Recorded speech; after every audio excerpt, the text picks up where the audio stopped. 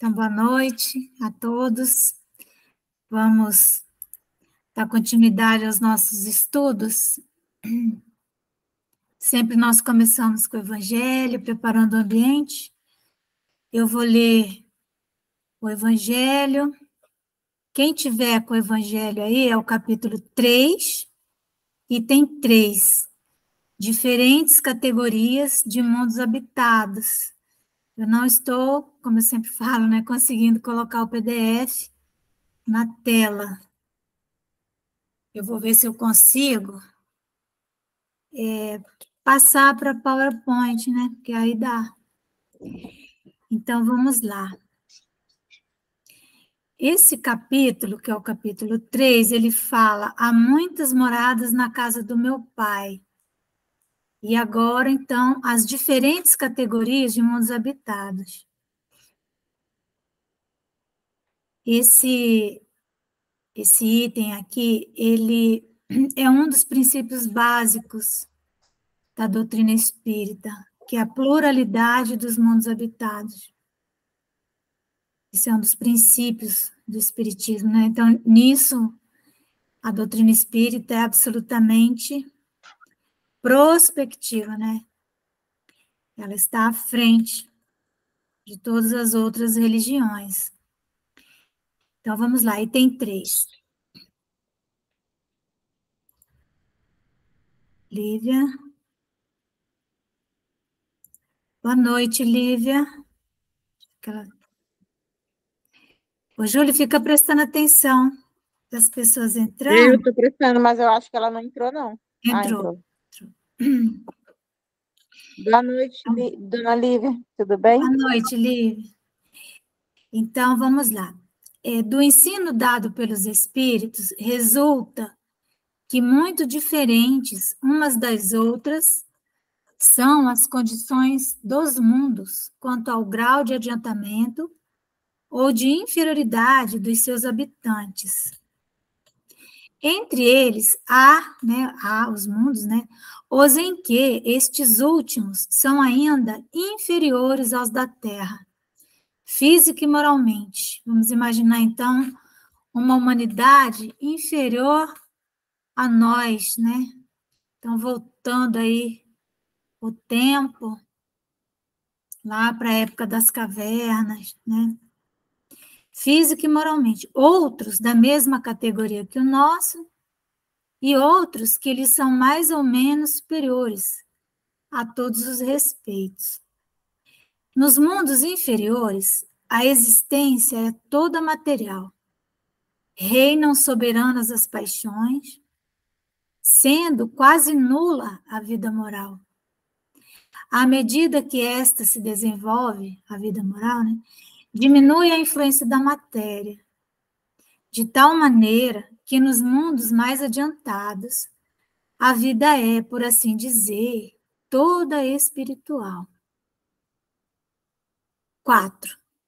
Nos mundos intermédios, misturam-se o bem e o mal, predominando um ou outro, segundo o grau de adiantamento da maioria dos que os habitam.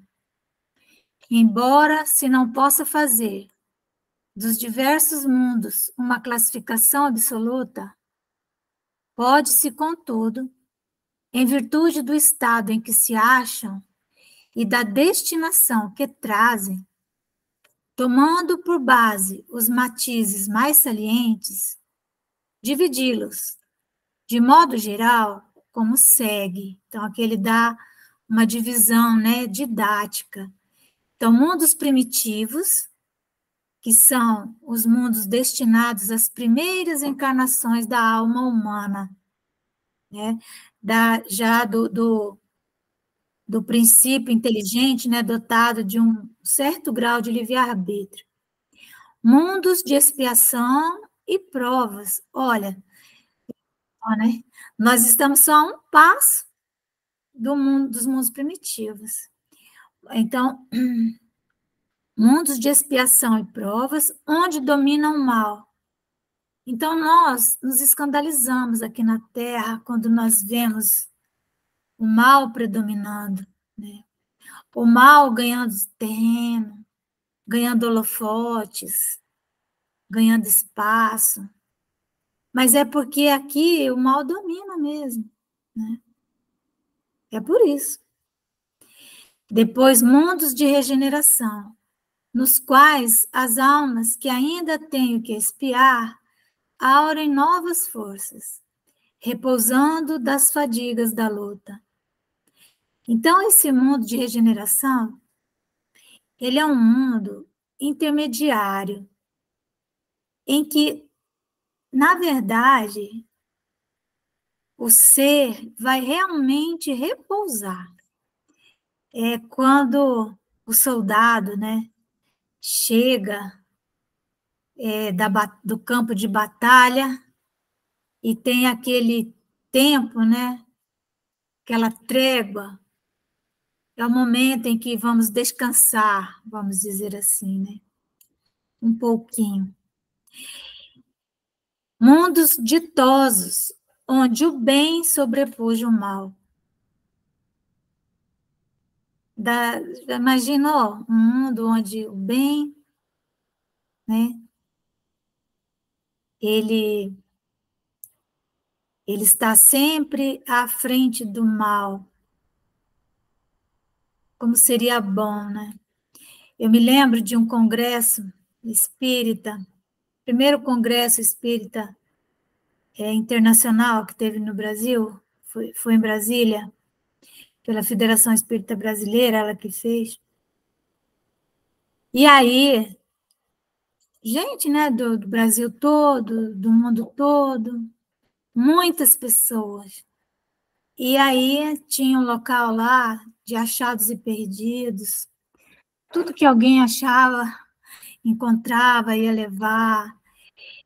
Não tinha ninguém fumando, não tinha ninguém bebendo. As pessoas se cumprimentavam.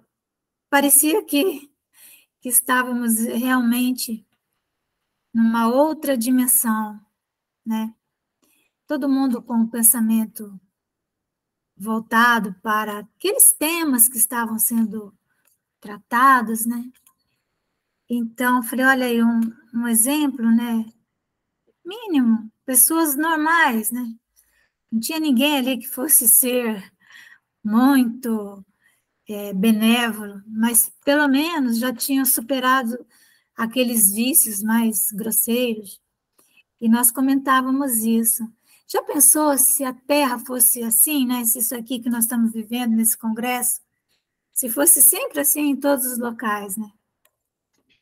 Mundos celestes ou divinos, que são as habitações de espíritos depurados, onde exclusivamente reina o bem. Então, esse depurados significa que o espírito saiu do universo das sensações e já entrou no reino dos sentimentos. Porque nós ainda não temos sentimentos verdadeiramente. O que predomina em nós são sensações. E ainda por cima, sensações grosseiras, né? Sensações que decorrem da influência da natureza corpórea sobre o espírito, que é uma influência muito grande. Então, conforme nós vamos depurando as nossas sensações, nós vamos avançando na direção dos sentimentos. E a sensação mais depurada é a compaixão. A compaixão, ela ainda é uma sensação. Ela ainda não chega a ser um sentimento, mas ela é uma sensação nobre, depurada, né? Então, quando os espíritos se depuram totalmente, ingressam no reino dos sentimentos, então, eles ingressam, então, no reino do bem, né? O reinado do bem. Aí ele diz assim, ó, a Terra pertence à categoria dos mundos de expiação e provas, razão porque aí vive o homem a braços com tantas misérias. Não podemos nos assustar com as misérias da Terra, porque é da natureza do mundo em que vivemos. A nós, então, nos cabe trabalhar, né, para que o reinado do bem se implante na Terra o mais rápido possível. Os espíritos, respondendo a Kardec, Kardec pergunta se até quando, né, que o mal, por que o mal preponderava, quando que o bem iria dominar, aí por que é tão miúde, né, os maus se davam tão bem. Aí os espíritos dizem que os maus, eles são audaciosos e intrigantes, e os bons são tímidos.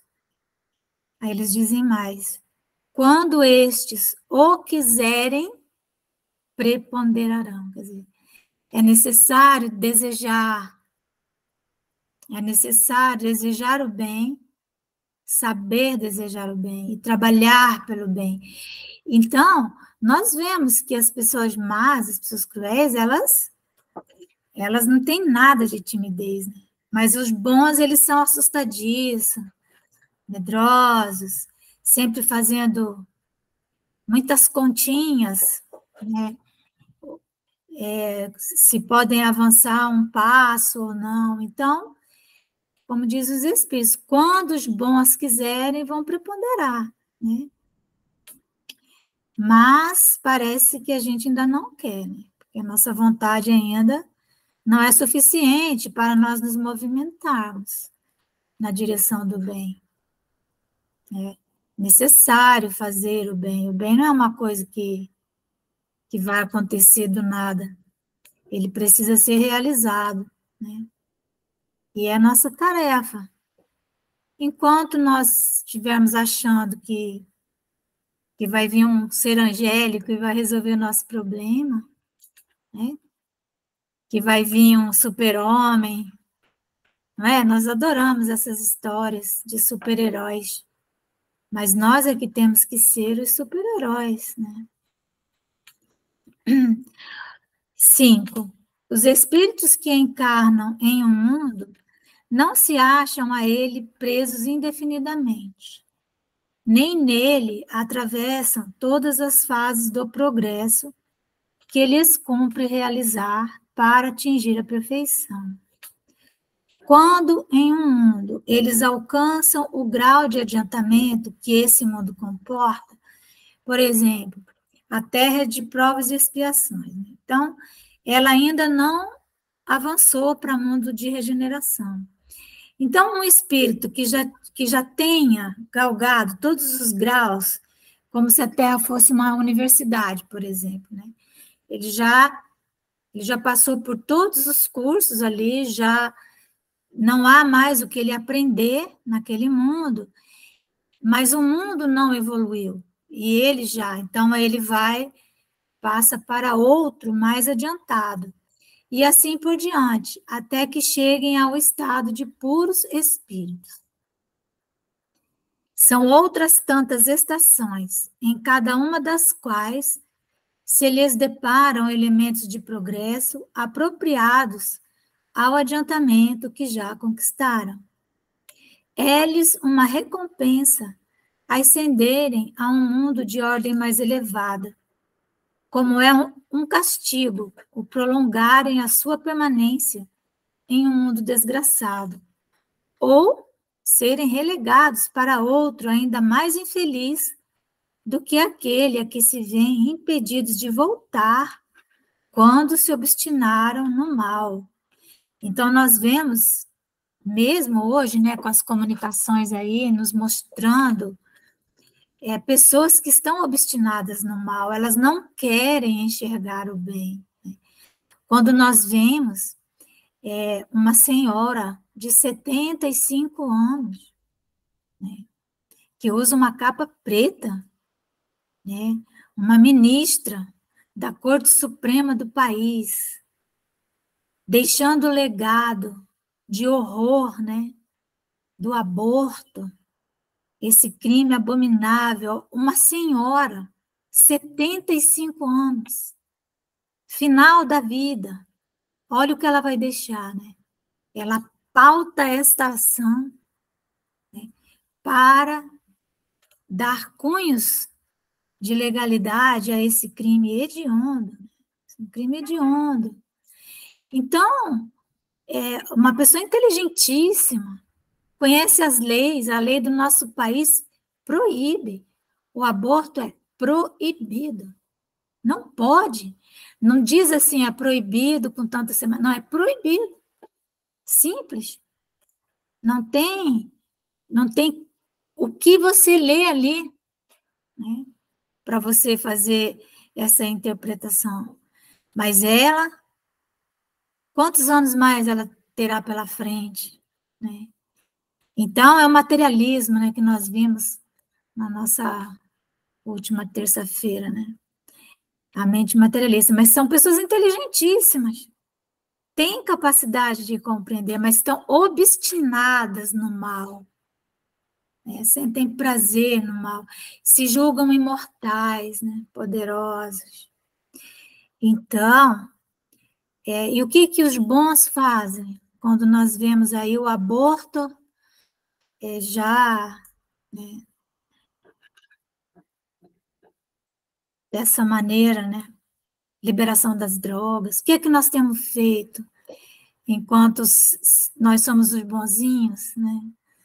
Até onde nós temos medo de avançar, né? Até onde nós vamos com as nossas ideias, os nossos ideais, o que temos conseguido fazer de efetivo, de algo que seja concreto, não é?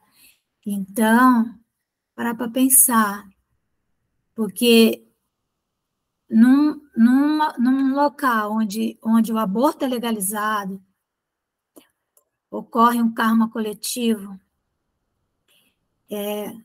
de graves proporções. Não tem como a Terra passar para um mundo de regeneração. Não é possível enquanto existir esse crime sobre a Terra. É o pior crime que existe. Não tem pior do que esse. Então é isso. No nosso próximo evangelho, nós vamos falar sobre a destinação da Terra, causas das misérias humanas. E agora nós vamos ouvir a prece que a Júlia vai fazer para nós, né, Júlia? E depois o Daniel vai estudar conosco o Livro dos Espíritos. Faz oração para nós.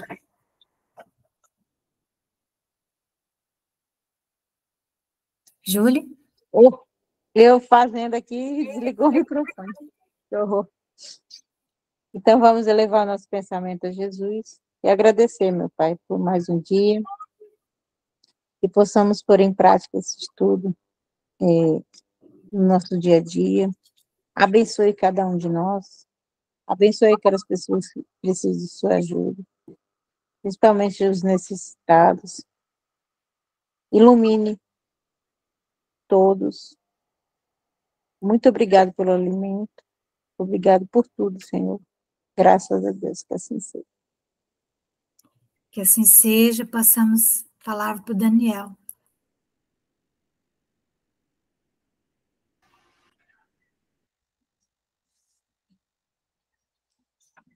Então, vamos continuar aqui o Livro dos Espíritos.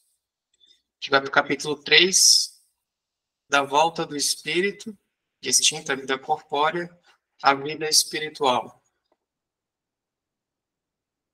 Alma após a morte, sua individualidade, vida eterna.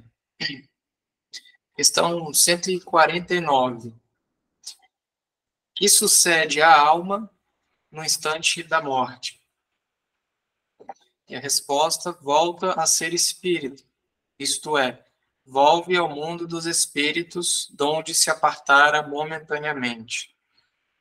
E aí é interessante ver que a gente sempre considera a reencarnação como parte de um ciclo, né, de idas e vindas, e a gente tende a pensar que isso é algo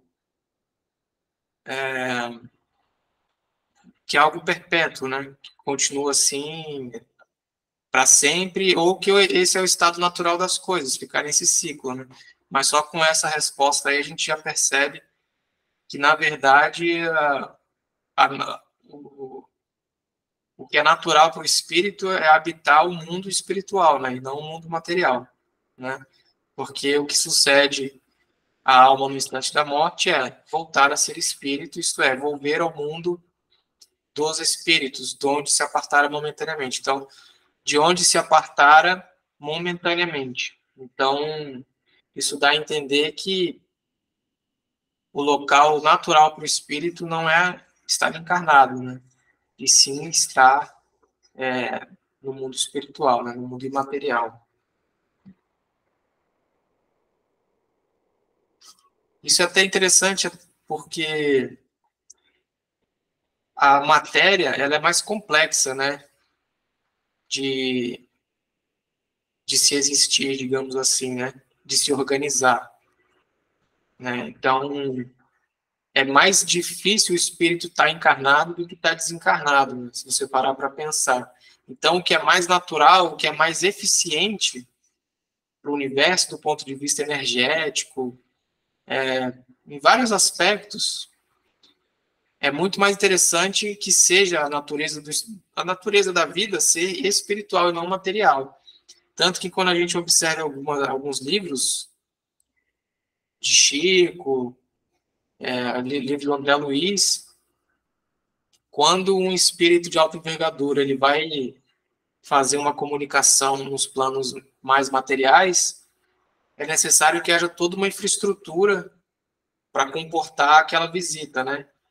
Então, às vezes, o espírito só vem até a metade, só vem da metade para cima, fica numa máquina, e aí todo mundo tem que fazer uma corrente, dar um pulinho para frente, um pulinho para trás, não pode pensar bobagem, porque senão provavelmente o espírito ali de alta envergadura vai sofrer alguma ação negativa e tal. Então, assim, quando você vai baixando o nível, é muito mais complexo, né? Muito mais difícil você organizar as coisas, organizar o palco, né, digamos assim, para que o espetáculo aconteça, né?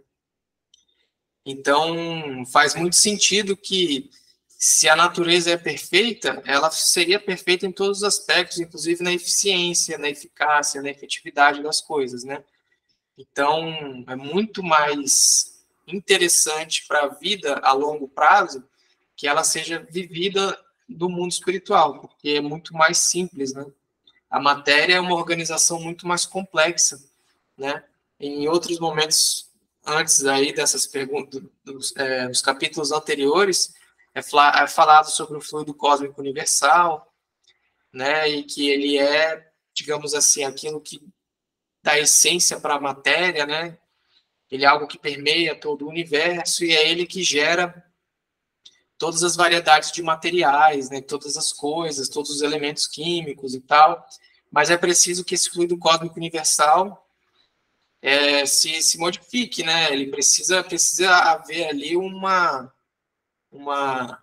força de vontade sobre ele para que essas coisas aconteçam, né? Então existe gasto de energia, existe gasto, né? Enfim, inclusive Jesus, quando foi reencarnar na Terra, não sei, nem sei dizer se ele reencarnou de fato, né? Tem toda essa discussão, mas fato é, quando ele veio para a Terra, ele teve que se envolver na matéria, né? Então, você observe que toda a infraestrutura que foi necessária ser montada, toda a rede de apoio, para que o mundo pudesse comportar um espírito daquele, né? Então, é muito complicado, mas lá no mundo dele, assim, do ponto de vista espiritual, ele trafega, assim, como se tivesse de Ferrari, né? Vai para onde ele quer, vai para qualquer lugar, mas para se manifestar no plano material é muito complicado, é muito complexo, exige toda uma infraestrutura, todo um planejamento. Estima-se que tenha se levado 500 mil anos, né, para poder ali organizar tudo para que Jesus viesse de corpo corporificado aqui entre nós, né? Então, só para se ter uma ideia da complexidade que é você organizar uma vida material, né? Então, vamos para 150. A alma, após a morte, conserva a sua individualidade? Resposta: sim, jamais a perde. Que seria ela se não a conservasse? Aí mais uma questão das diversas teses, né, hipóteses que existiam sobre o que acontecia com a essência, né, a inteligência, que não necessariamente espírito, né, cada cultura tinha a sua forma de falar, né, nós chamamos de espírito, uns chamam de alma, e uns vão falar que isso é espírito encarnado, outros, mas a questão é mais vocabulário, né, a questão é o que acontece com essa coisa que habita um corpo e depois o corpo morre, o que acontece com esse princípio de inteligência aí, né? Então, várias teorias existiam, né? Algumas, né? Diziam que as almas, os espíritos eram como se fossem gotas de água que retornam ao grande oceano, né? E aí isso gerava outras repercussões, como, por exemplo, se isso acontece, uma gota que cai no oceano, ela perde individualidade, ela já deixa de ser uma gota, né? Ela passa a fazer parte daquele oceano, então ela não tem mais individualidade, você não consegue mais separar aquela gota, nunca mais, né? Uma vez que aquela gota de água se juntou ali com aquela massa oceânica, você não consegue mais tirar ela de volta, porque ela imediatamente se perde ali e tal, e isso tem implicações, né, do ponto de vista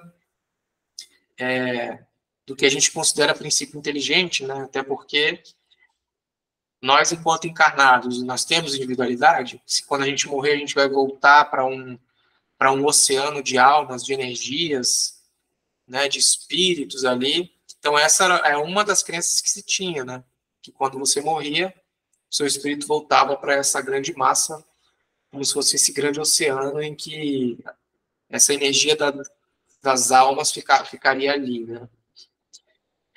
Então, item A da questão 150. Como comprova a alma a sua individualidade, uma vez que não tem mais corpo material? Resposta: continua a ter um fluido que lhe é próprio, haurido na atmosfera do seu planeta e que guarda a aparência de sua última encarnação, seu perispírito. Questão B da 150. A alma nada leva consigo deste mundo? Interessante essa pergunta, né? Nada, a não ser a lembrança e o desejo de ir para um mundo melhor. Lembrança cheia de doçura ou de amargor, conforme o uso que ela fez da vida. Quanto mais puro for, melhor compreenderá a futilidade do que deixa na terra. Basicamente é bem isso, né? Não se leva a nada, né, a não ser aquilo que você conquistou do ponto de vista moral, intelectual, que é por isso que a gente diz que essas são as coisas que mais importam na vida, né? O resultado das nossas experiências com as outras pessoas e a quantidade de bem que você fez, né? Isso aí sim é uma excelente conta bancária espiritual, né? Quantidade de caridade praticada, quantidade de apoio, quantidade de progresso que você ajudou a gerar para a sociedade. Isso sim é que seria uma excelente conta bancária ter, né? Um somatório elevado dessas qualidades aí, né? Qualquer coisa material simplesmente não tem efeito nenhum na vida espiritual, né? Qualquer título, E embora a gente reforce muito isso na doutrina espírita, a gente continua negligenciando isso, né? Em parte pela nossa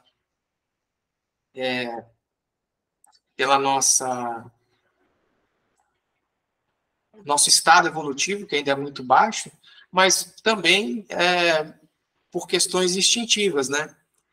Que o próprio corpo, ele também, os desejos materiais, né? Muitos deles também estão relacionados às questões de sobrevivência, às questões de manutenção, né? Do corpo, às vezes o excesso de comida, questão de bens materiais, às vezes a pessoa tem medo de ficar pobre, de não ter o suficiente, ela fica lá entesourando coisas, né? Isso é uma decorrência, né, das questões morais ainda, imaturidade do espírito, né, e tal. Mas, querendo ou não, o próprio corpo material, ele vem com essas questões, né? A diferença é que os espíritos mais amadurecidos, eles conseguem sobrepujar essa influência do corpo pelo próprio raciocínio, né, que ele faz, né? Mas, para a grande maioria das pessoas, não. Então, tem duas coisas aí. Ter posses materiais, ter essas coisas, elas geram muitas sensações para as pessoas, né? Então, sensações ali físicas, né? Táteis, sensuais e tal. Então, isso para as pessoas como mexe diretamente, como o próprio corpo libera hormônios de bem-estar, o próprio corpo libera aqueles hormônios da recompensa, então você acaba tendo um ciclo vicioso aí, né? Em função disso, por causa da própria matéria, né? Então, isso explica, em parte, né, por que as pessoas, mesmo sabendo, mesmo lendo o Livro dos Espíritos, sabendo que a gente não leva nada, por que as pessoas dão tanta atenção, assim, às questões materiais? Por causa dos mecanismos de recompensa materiais, né? Biológicos, fisiológicos, né? Tem esse peso aí, né? Mas é óbvio que pessoas que têm uma maturidade maior, isso aí não vai ser um ponto de queda para essa pessoa, né? Nunca, não poderia ser assim, né? Mas tudo é uma questão de maturidade espiritual. Questão 151. Que pensar da opinião dos que dizem que após a morte a alma retorna ao todo universal? É isso que eu estava falando, né? Que essas opiniões existiam, né? E essas crenças aí vêm desde muito antes do que o Livro dos Espíritos, né? Que aí na década de 60 do século XIX, década de 50, perdão, do século XIX, 1857, né? Mas isso aí é algo que vem muito antes, né? Os filósofos pensavam nisso, né? Então, a própria filosofia grega sempre flertou muito com a questão da alma, princípio inteligente, origem das coisas, princípio universal, todas essas coisas vêm lá de trás e sempre foi alvo de questionamento, né, de estudo de filósofos, de pessoas da área do conhecimento. Então é por isso que repetidamente isso vem perguntas aparecendo assim no Livro dos Espíritos, né? Não só nesse capítulo, mas nos capítulos anteriores também. A resposta, né? O conjunto dos espíritos não forma um todo? Não constitui um mundo completo? Quando estás numa assembleia, és parte integrante dela, mas, não obstante, conservas sempre a tua individualidade. Então, uma resposta bem direta aí, né? Que é uma questão de palavras também, né? Esse retorno ao todo universal é meio genérico, né? Pode ser que a gente retorne ao todo universal se você considerar que todo universal pode ser o mundo espiritual, mas isso não quer dizer que você vai perder a individualidade. Mas simplesmente passar um discurso de que a alma retorna ao todo universal, isso abre margem para muitas interpretações, né? E uma delas é de que a gente perde a individualidade. Nós perderíamos a individualidade porque voltaríamos para essa massa espiritual aí, como se fosse a gota que cai no oceano de novo, né? Imagina, né? O oceano está ali, começa a chover, aquela chuva que caiu no oceano, você não separa, você nunca mais vai separar cada gota que caiu dali. Elas vão se misturar e basicamente é isso que está sendo questionado aqui. questão 152. Que prova podemos ter da individualidade da alma depois da morte? Resposta: não tendes essa prova nas comunicações que recebeis? Se não fosseis cegos, veríeis. Se não fosseis surdos, ouviríeis.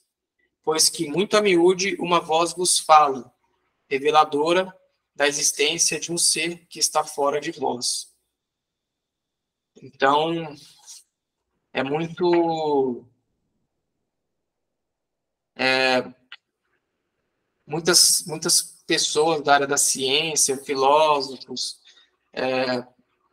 pessoas famosas, pessoas estão sempre querendo questionar isso. Mas por que se existe vida após a morte, por que a gente ainda não detectou isso se a gente está no ponto de maior nível tecnológico já estivemos na humanidade? Né? Como é que a gente consegue provar isso tudo? Na verdade, isso é uma questão de, se você quiser ver, você vai ver. Entende? Se você quiser acreditar, você vai acreditar, porque existem provas suficientes por experiências das próprias pessoas, né? Então, como o Espírito aqui responde, né? As próprias comunicações que eles têm recebido já seria uma prova, mas nem todo mundo tem essa experiência que Kardec teve. E aí essas pessoas estariam questionando isso. Tá, mas e se a gente fizer aqui um grupo e a gente ficar fingindo que são espíritos, e aí como é que eu provo que é? Então, é uma questão de, se não fossem cegos, veríeis. Se não fossem surdos, ouviríeis. Porque a verdade, ela está aí, né? Só que as pessoas, elas têm crenças arraigadas, né?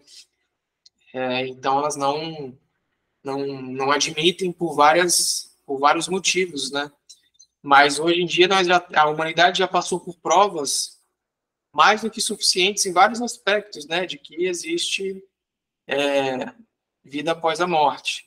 Experiências das pessoas que voltam, que passam por um coma, e relatam terem interagido com outras pessoas e tal. Só que nunca é uma das incrédulas, sempre são pessoas. E aí, quando uma das pessoas que são incrédulas passa por uma experiência dessa, aí as outras passam a não acreditar nela. Então fica esse ciclo, entende? Esse é que é o problema.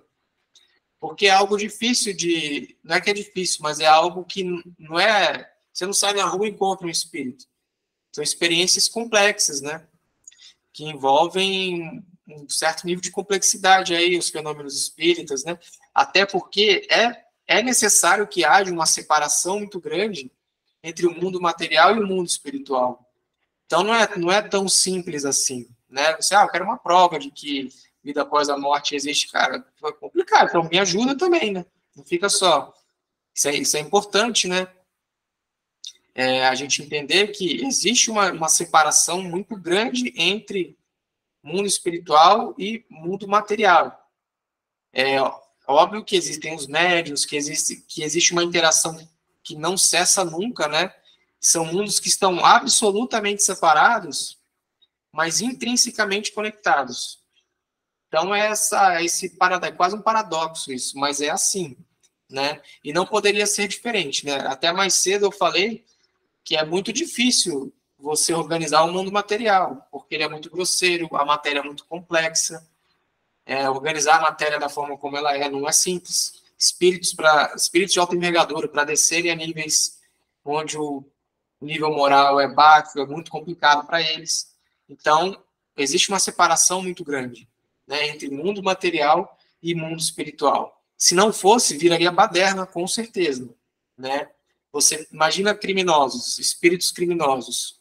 Se não houvesse uma barreira muito grande que separa o mundo espiritual do mundo material, o mundo espiritual agiria com muito mais intensidade em cima do mundo material, porque ali eles estão invisíveis, né? Você imagina espíritos criminosos. Imagina, por exemplo, o espírito de um terrorista que morreu lá no Talibã, no Afeganistão, no Iraque, em qualquer outro lugar que tenha, né, esses fundamentalistas e tal, ele ele embarca dentro de um avião e desliga lá o sensor de um avião, se fosse tão simples assim, né? Se a interação entre mundo espiritual e material fosse tão simplificada, eles se juntariam ali e atuariam sobre o sensor de um avião, o freio de um carro, né? O aparelho respiratório de uma pessoa que ele odeia, que está encarnada, ele vai lá e começa a mexer, né? Até certo ponto eles têm influência, mas o que eu estou querendo dizer é, se essa proximidade entre mundo espiritual e material não houvesse uma separação muito forte, seria muito difícil o mundo material sobreviver, porque o ataque espiritual seria muito maior, né? E o ataque espiritual existe, né? A obsessão, essas questões todas, né? Mas eles fazem isso de forma muito sutil, muito indireta, né? Então, justamente porque isso faz parte assim que Deus criou as coisas, né? E tem uma razão de ser. Na minha opinião, isso que eu falei aí é algo que eu raciocino, né? É algo que eu penso, né? Então, é muito difícil você dar provas porque existe uma separação muito grande entre mundo espiritual e mundo material. E não poderia ser de outra forma pelas razões que eu acabei de falar, né? Mas nós temos condições, sim, de perceber o mundo espiritual, né? Basta a gente ficar atento pelas experiências que temos diariamente, pelos relatos de pessoas confiáveis, né? E basta que a gente fique atento a isso e a gente percebe, sim, a gente tem as provas que a gente precisa. Um comentário de Kardec aqui.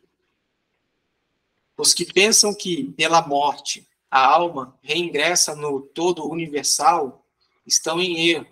Se supõe que, semelhante à gota d'água que cai no oceano, ela perde ali a sua individualidade. Estão certos se por todo universal entendem o conjunto dos seres incorpóreos, conjunto de que cada alma ou espírito é um elemento. Se as almas se confundissem num amálgama, só teriam as qualidades do conjunto, nada as distinguiria uma das outras. Careceriam de inteligência e de qualidades pessoais, quando, ao contrário, em todas as comunicações, denotam ter consciência do seu eu e vontade própria. A diversidade infinita que apresentam, sob todos os aspectos, é a consequência mesma de constituírem individualidades diversas. Se, após a morte, só houvesse o que se chama o grande todo, a absorver todas as individualidades, esse todo seria uniforme e, então, as comunicações que se recebessem do mundo invisível seriam idênticas.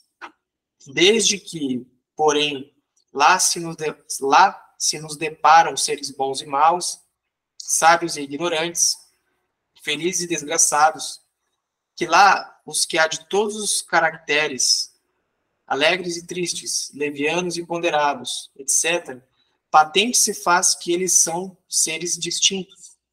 A individualidade ainda mais evidente se torna quando esses seres provam a sua identidade por indicações incontestáveis, particularidades individuais verificáveis, referentes às suas vidas terrestres.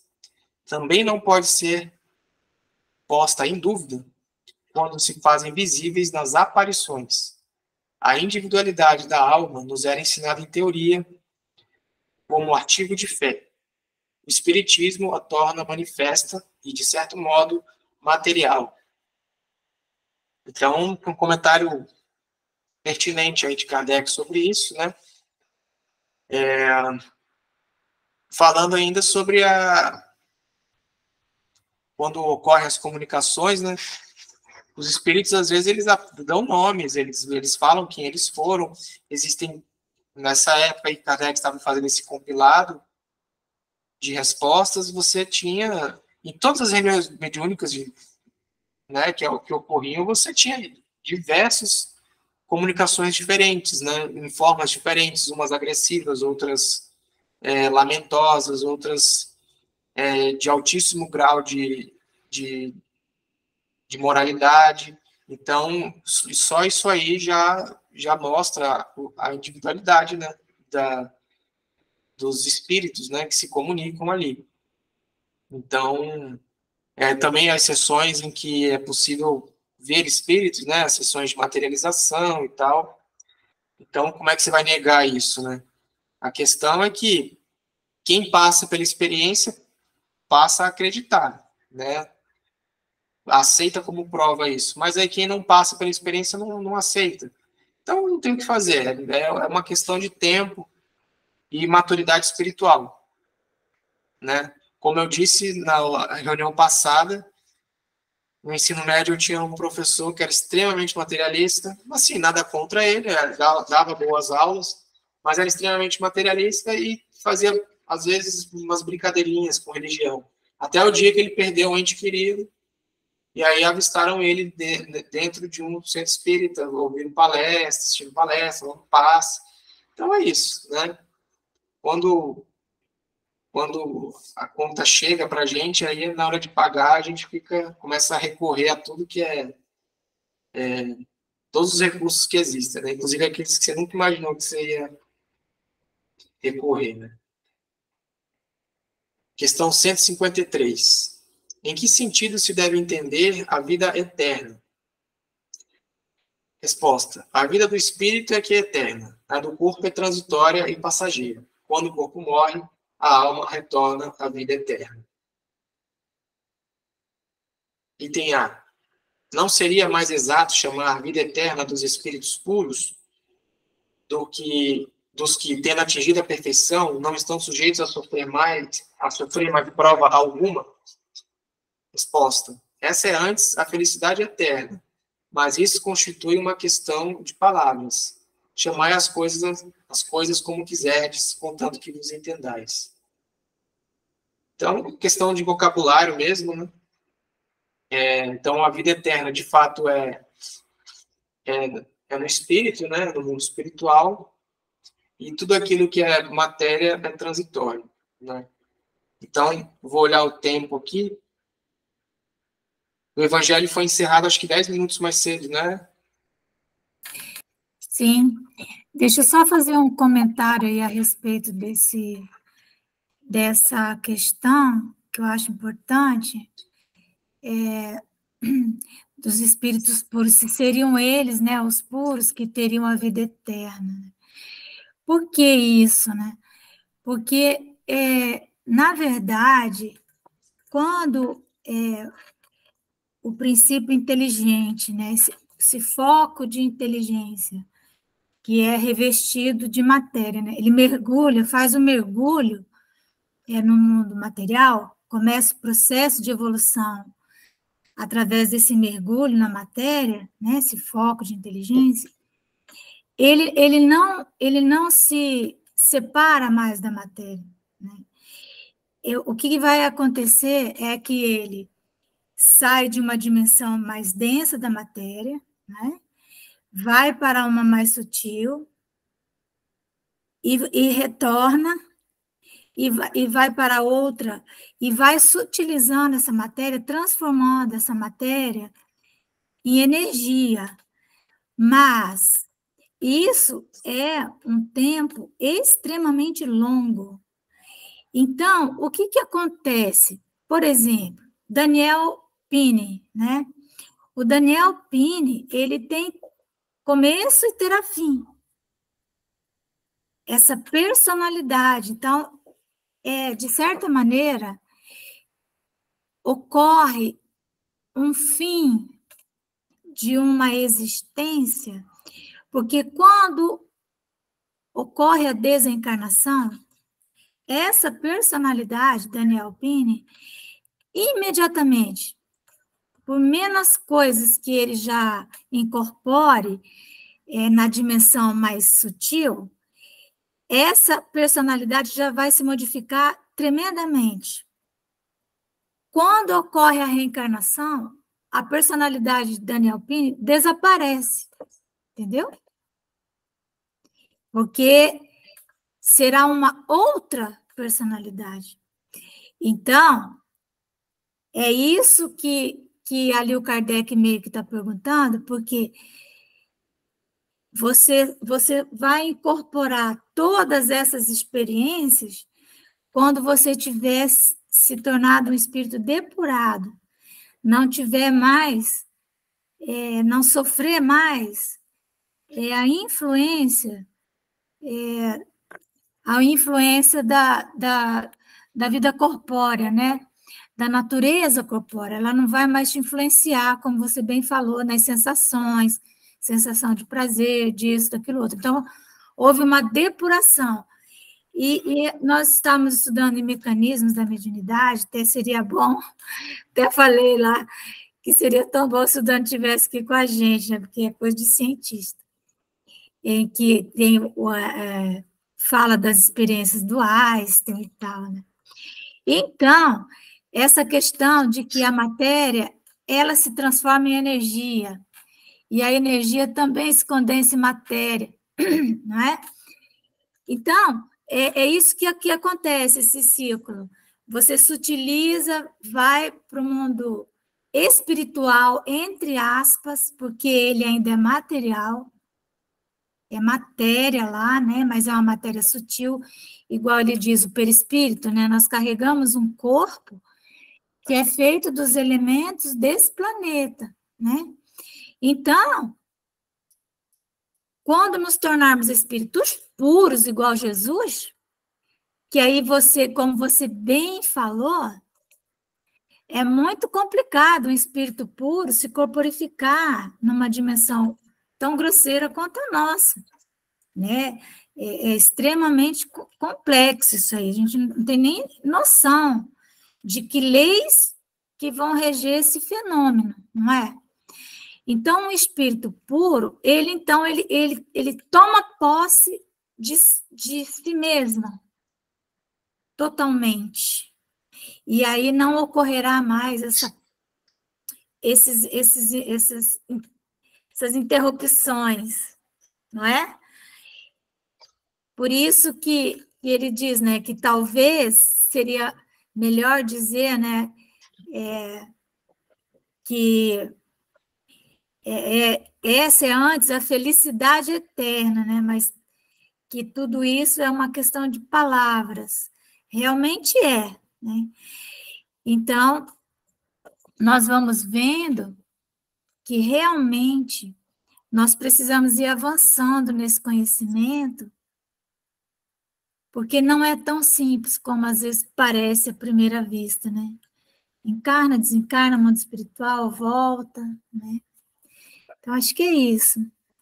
Eu acho que nós podemos encerrar, né, o assunto, né, Daniel? Porque agora entra num outro tema, separação da alma e do corpo, não é? Sim. Deixamos para a semana que vem, né? Deixamos para a semana que vem. Vamos ver quem pode fazer a nossa oração. Eliseu, você está nos ouvindo?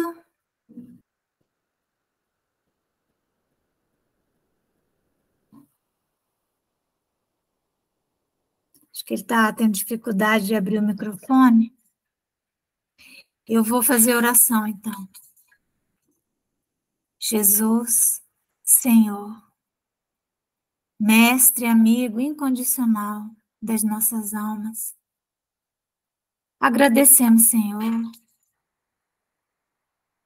por estes momentos em que pudemos estar reunidos em vosso nome e em família, Senhor. Abençoa, mestre, os nossos propósitos, Senhor, de seguir-te as pegadas, serena os nossos corações, dá lucidez às nossas almas e às nossas mentes, a fim de que possamos, Senhor, colocar o nosso livre-arbítrio a serviço do bem para todos. Abençoa nossos filhos, nossos amigos, nossa família, todos aqueles que estão guardados em nossos corações. Abençoa também, Senhor, aqueles que estão errando nas vias públicas,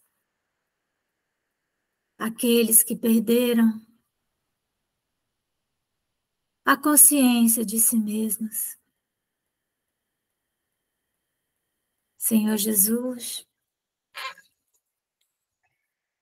que neste momento o faminto possa encontrar pelo menos um pedaço de pão, que o sedento encontre água e alento ao coração. Seja conosco, Senhor, e graças a Deus que assim seja.